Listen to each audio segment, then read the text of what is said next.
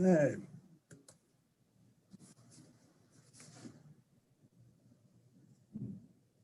Thank you. Welcome, everybody. Appropriations Subcommittee, Personnel Oversight.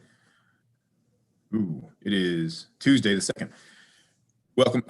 So I just wanted to point out, and just communication-wise, we had put on the calendar, and I think it was mentioned as a voting session. So we had some folks calling. Apologize for that. We mentioned we were going to have a meeting, and it was instinctively put as a voting session, but this is more of a work session. We wanted to make sure that we've had time to discuss HB 894, the Community College Collective Bargaining Bill. Sorry if that confused some folks. We're going to go through the bill.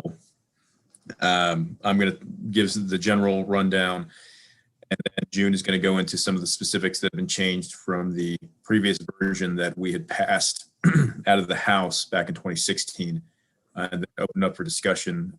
We only have half an hour before committee starts. I will point this out now that we will have another meeting, potentially more than that, so that everybody has an opportunity. One, I know that there's been talk of having multiple amendments, so I want those folks that have them to present to the subcommittee and have them heard and discussed. And I want to make sure we have enough time to do that, so that everyone knows that we're taking up and working in good faith with every member of the subcommittee. So that we're going to be discussing HB 894 today, Community Colleges Collective Bargaining Bill. Generally, this bill establishes a collective bargaining process for local community colleges employees, including full-time faculty, part-time faculty, and staff, but excluding officers, supervisory, or confidential employees, as well as student assistants. It excludes those folks. Full-time, part-time faculty at Baltimore City Community College may also collectively bargain under this process. Specified employees may bargain collectively over wages, hours, other terms, and conditions of employment.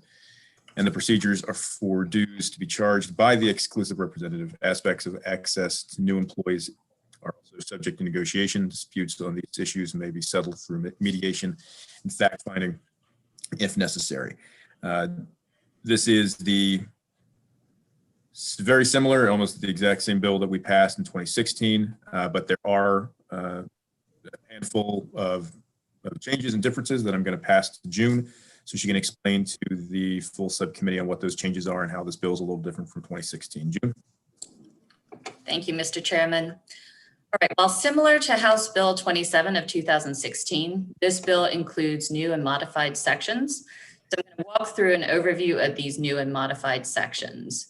They establish the intent of the General Assembly, the submission of showing of interest forms with a petition for an election, alterations to the election process, access to new employee information, access to new employee orientations, and the authorization of dues. So section 16702 of the bill generally establishes that the intent of the General Assembly is to promote harmonious and cooperative relationships with employees of the community college system by encouraging collective bargaining practices. An additional section requires that the submission of showing of interest forms with a petition for an election. So beginning with section 16704C, section 16704C on 7 of the bill, a petition for an election must include a showing of interest forms that demonstrates at least 30% of the employees in a bargaining unit support this petition. The showing of interest form is defined in the bill as a written statement from an employee who wishes to be represented by a petitioning employee organization for the purposes of collective bargaining. This form may be a union authorization card or a union membership card.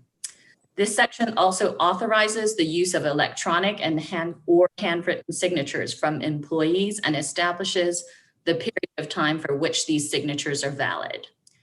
In relation to the employer, this section also requires an employer to provide the board and employee organization with an alphabetical list of employees eligible to vote within 2 days after a petition for an election is filed.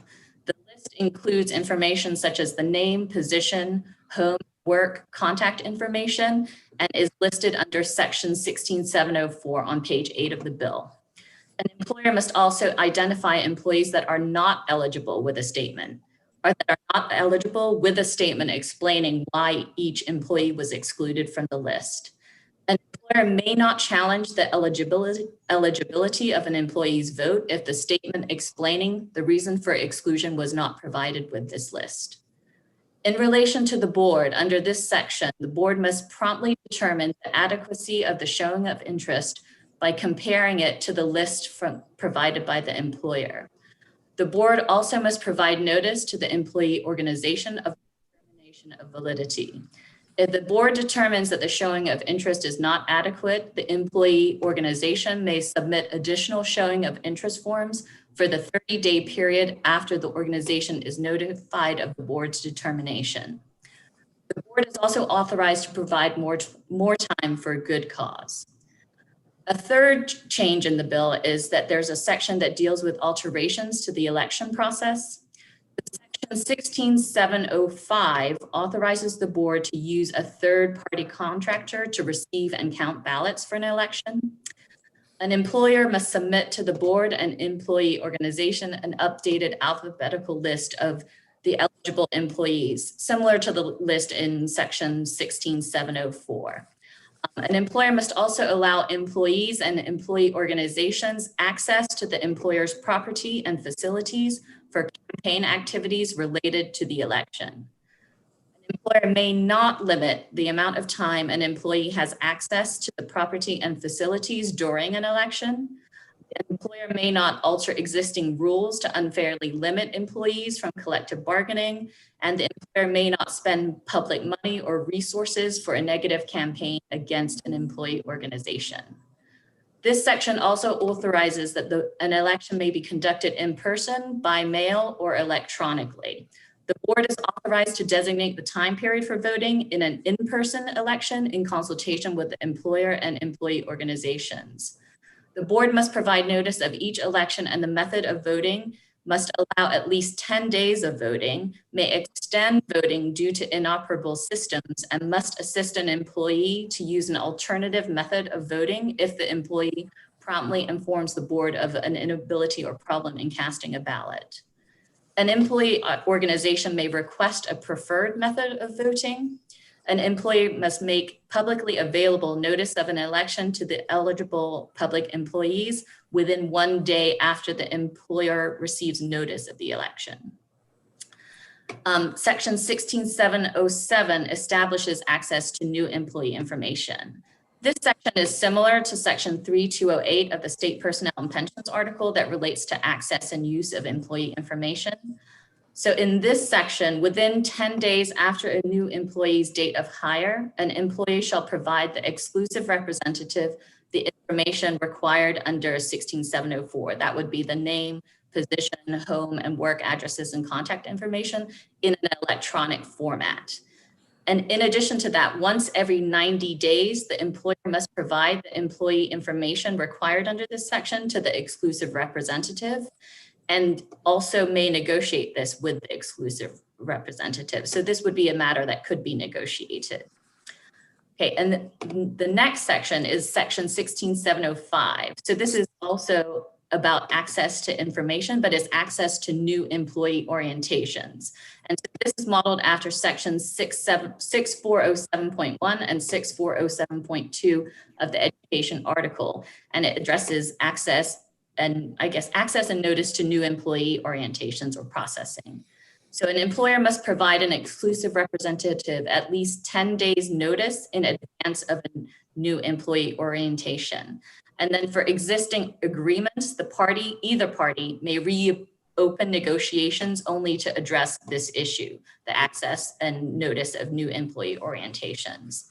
And then the final new section is section 16710, which establishes a process for the authorization of the deduction of dues from employee paychecks. An employee may authorize, cancel, or change a deduction by notifying the exclusive representative with a handwritten or electronic statement. The exclusive representative must collect and maintain the notices, certify the notices to the employer, and indemnify the employer from any claims made by an employee made in reliance on the certification. An exclusive representative may not be required to provide copies of authorization notices unless there is a dispute over the validity of the notices. A public employer must rely on the exclusive representative certification of the new notices, direct employees to the exclusive representative to cancel or change a deduction, and also submit a dispute to be resolved under unfair labor practices in accordance with the laws of the state. So that's the basic summary. Thank you, June. And I know that was a lot of information, everybody. Discussions prior to the meeting, I felt it was important that folks knew that there have been discussions about this bill was passed previously back in 2016, but I would make sure that there were changes and that folks were aware of them before we started discussion about them. So with that, I will open it up for discussion, and I see Delegate Kittleman. Go ahead.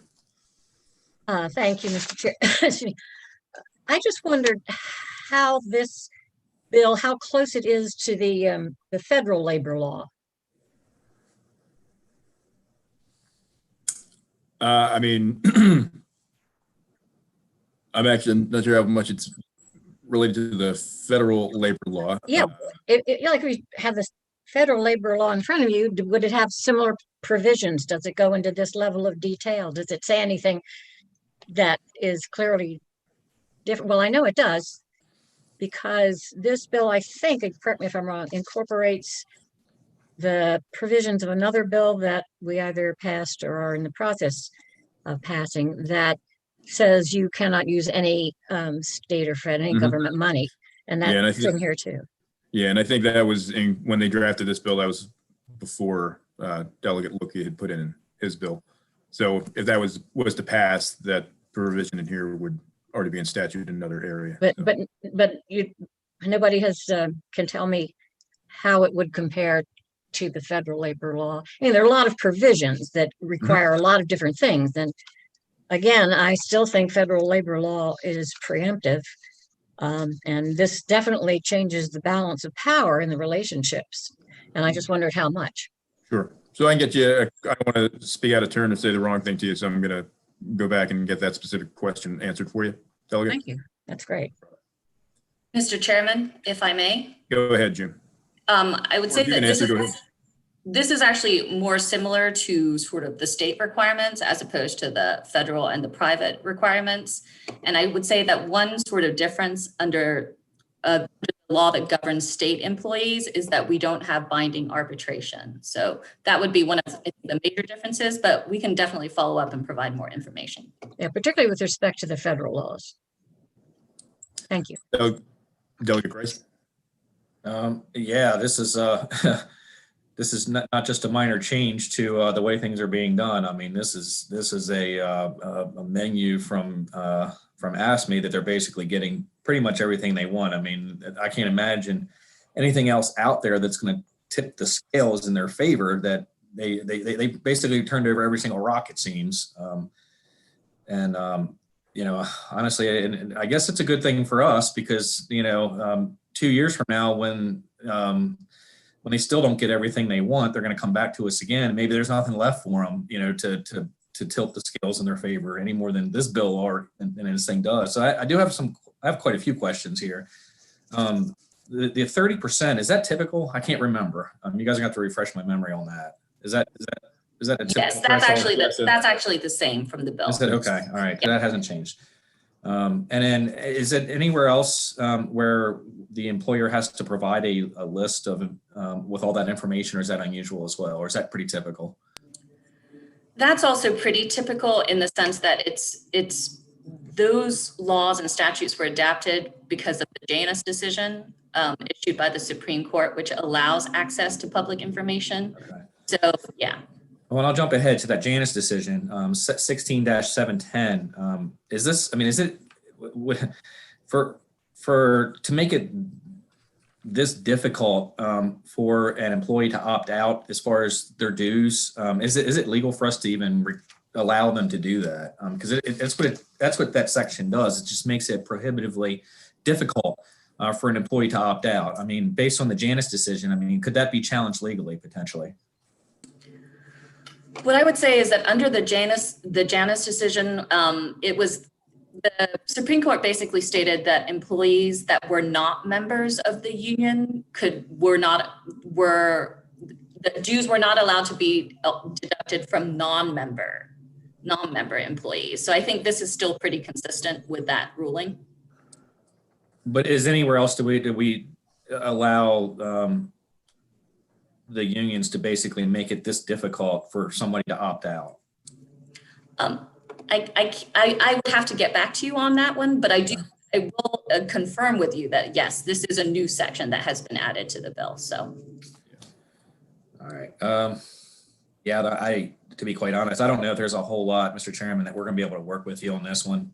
This is going to be a tough one, in all honesty. And then we'll do our very best to certainly to work with you as much as we can. But this is going to be a tough one to work with. To be quite honest. I understand, and that's also why I wanted to make sure we had this preemptive discussion before we start to do amendments. And I know from Delegate Beitzel, I know you're going to go next. Well, can I ask just one more question, if I may? Yes, absolutely. I just want to make sure that that's why we're having the discussion, because I know it's going to. Sure. As far as being able to practically implement this, and because there's more than there's more than two parties. I mean, we have both the unions and we have the colleges, and then the third party is our local governing bodies who actually fund the colleges to a certain extent. So in the situations where we have like Warwick Community College and we have Chesapeake College, where we have multiple local governing bodies that fund that college, how is this? I mean, does this bill actually detail how this process is going to pan out with having that many local governing bodies included in this process? Because it seems to me this is going to be a major nightmare for those two colleges. Well, I would say, and June, you can jump into, and anyone else for that matter, the fact that this is allowing for each individual school jurisdiction to choose to collectively bargain would mean that the discussion that would happen and the process in which they would then enter into a agreement with their local jurisdictions and with management would be specific to that college in that area. So while this is broad in the sense that it is allowing and creating a process for everyone to potentially collectively bargain, the individuals, the scenario you're bringing up would be specific to that college and that jurisdiction. So it wouldn't necessarily be prescriptive in terms of they wouldn't have to follow every single thing because their school and their collective bargaining process is going to dictate what comes out of their negotiation. Yeah, because I remember I passed a bill last year that basically allowed the Chesapeake College service area and all 5 local governing bodies to create a regional technology school. And unfortunately actually I'd say fortunately, because it cleared the path, is that it was very prescriptive actually. And it had to be in order to be able to do that, in order to get all the jurisdictions on board to agree. As I was wondering if a similar thing had to actually happen here, where we actually had to prescribe in the bill how that was actually going to work out. Because if they didn't agree to that, then that's going to create problems down the road when, if they do have the votes to create this, collective bargaining unit. So thank you. That's the last question I have. Sure. Delegate Beitzel. Yeah. All right, I'm unmuted. Thank you, Mr. Chairman. Don't know where to start on this. Obviously, my community college in my district, Garrett Community College, has called me expressing extreme concern about this legislation, as they did the last time it was in, and obviously we're going to offer some amendments, which you probably beat back like they did beat back before. My question is, first off, what kind of time frame we have to get amendments together? When we're going to meet again to take up this in subcommittee when we actually have to offer the amendments? Plan to meet again on Thursday and then see how far we can get. So we'll have another meeting Thursday, but we'll have to have our amendments put together by then, correct? That'd be the plan.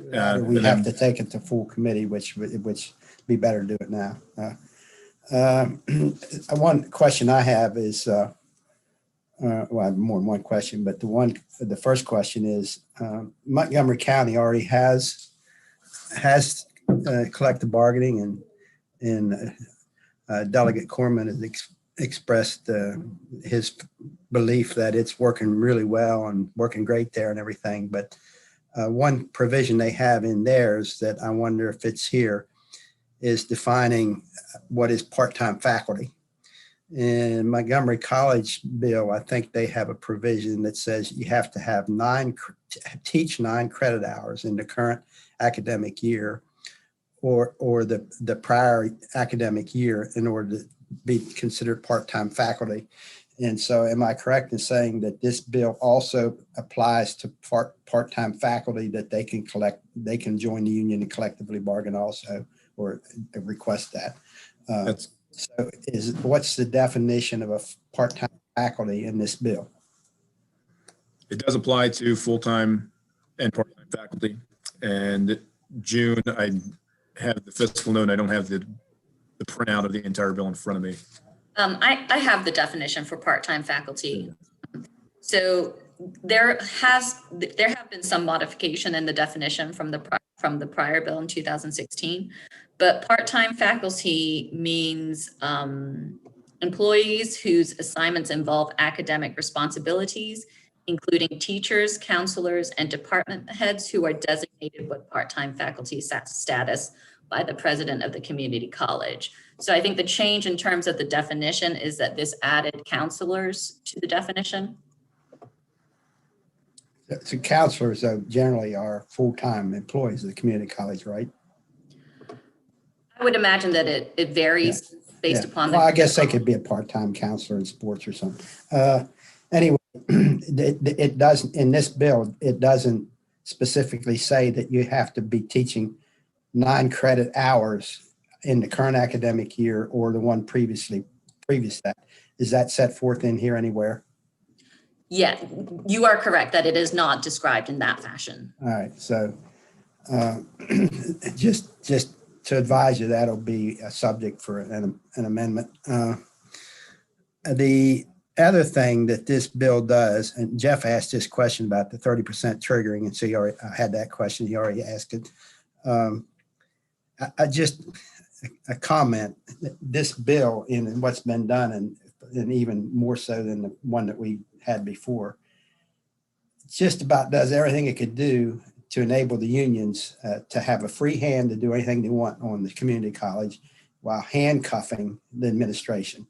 Basically takes administration and handcuffs them. You can't, no way to fight back. Just let them do whatever they want to do.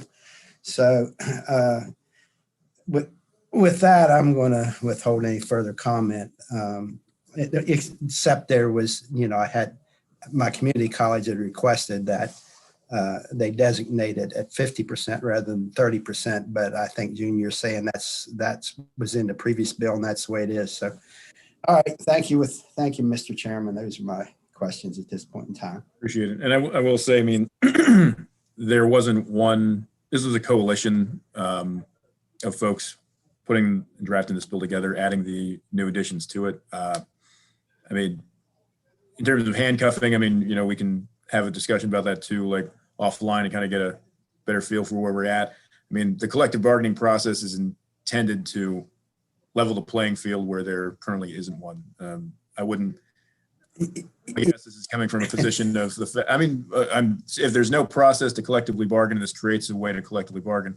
It makes it more complicated for management in some respects, but it actually creates the table that didn't exist before to discuss these things. So I would just say where their processes are going to have to be different if this were to pass, if the folks at a community college decided to collectively bargain, that table didn't exist before and they didn't need to include the employees in that discussion. Now they'll have to. But go ahead. What, if I may? Sure. Just to address that comment. The community colleges have a mission, and one of those big missions is to provide continuing education to the trades and teach computer classes and all those things, that they bring people in that aren't they aren't professors, and they haven't been taught to be educators. They come in to teach specific skills. And the community college has a mission to provide this continuing education, plus to provide the first 2 years of education to college kids. And it just seems to me, and that maybe I'm going out on a limb, but it just seems to me that we as legislators require and demand, and we look at all the money that we spend to provide this facility for our community. And then we as legislators are making it more and more impossible for our administrators to manage it correctly, to provide the best possible education, and let the tail wag the dog. And that's what we're doing here. So that's my view on this. Appreciate it, Delegate. Delegate, we don't have a lot of time, but Delegate McKay, sorry for cutting short. I know we have Delegate Corman who had his hand up as well. So Delegate McKay. I'll yield to Delegate Corman. I can follow up on Thursday. Understood. Delegate Corman. Thank you, Mr. Chair. Just to address a couple of the questions, the 30% threshold to petition for an election is actually the federal law. That's where that comes from, the National Labor Relations Act. So that gets at Delegate Kittleman as well as at Delegate Beitzel. It wouldn't make a lot of sense to require that 50% of the people ask for an election, because basically you'd already know the result of the election at that point. That's why you're allowed to get the Supreme Court to consider something with less than 5 votes, because if you had 5 votes to consider something, you probably know the result of the decision. So that's where the 30% threshold to petition for an election is held. And I just, in terms of the tail wagging the dog, I just want to say to my friend Delegate Beitzel, he tried to preemptively stop me from doing this by recognizing what I said up front, but Montgomery College offers a very fine education to its students. More students attend Montgomery College than any 4-year institution in the state of Maryland, except College Park, and it's very successful and they do very well. So appreciate different perspectives on this bill, but please be careful with how you cast the impact that this bill will have on institutions of higher education at the community college level, because we have very successful examples right here in the state of Maryland. And once COVID's over, I'll invite you to come have a tour with me and you can see it for yourself. Folks, we got 2 minutes left. Delegate McKay, I mean, if you do, we'll have any comment you want to drop in before we break. Yeah, the only thing was, I believe Montgomery College has 3 bargaining units, and I think this legislation says 6. And I was just trying to understand what the difference was, why 6 versus 3, good, bad, the ugly. My understanding is it took in consideration law enforcement as well as non-faculty. So I think it was 6 that included all of these different types of bargaining units. So it wasn't not just focusing on the faculty, the other groups. And I can get a more concise answer to you, but that's my understanding. So we've had legislation in the past for the 4 years to come under one collective bargaining unit so that they don't have many units. So I don't know the answer of this, but it just seems to me if we can put it under 3, and the largest successful community college doing a great job has 3, and really got a really good looking delegate who smiles well if you talk well about Montgomery County. Does it? I just don't know if that might be something for consideration. So just trying to Appreciate it. work through the process. Thank you, sir. Thank you, Delegate. Folks, Delegate Kimmelman, we have 1 minute, and I know the full committee is going to be waiting for all of us.